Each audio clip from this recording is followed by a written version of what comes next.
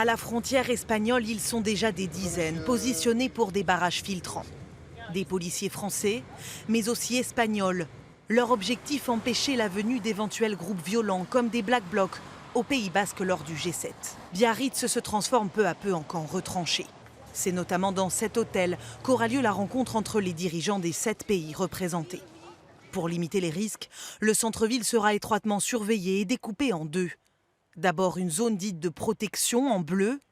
Pour y entrer, il faudra être muni d'un badge.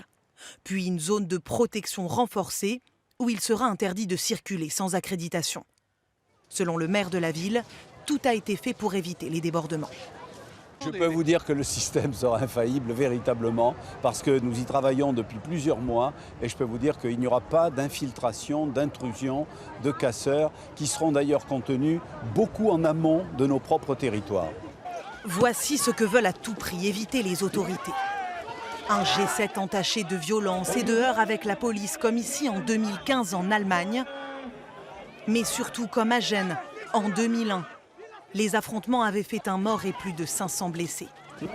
Aujourd'hui, les craintes portent notamment sur les environs d'Hendaye, à une trentaine de kilomètres de Biarritz, où 12 000 personnes sont attendues pour le contre-sommet.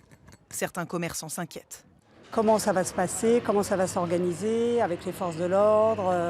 Il suffit qu'il y ait un mouvement de foule. Moi, je pense que le jour de la manifestation, je serai fermée. Les organisateurs du contre-sommet, eux, se disent parfaitement pacifiques. La question de la sécurité, selon nous, c'est un faux prétexte. C'est un débat qui est porté par l'État français de façon à faire peur à la population, à faire peur aux personnes qui voudraient venir. Les militants anti-G7 sont attendus à Hendaye.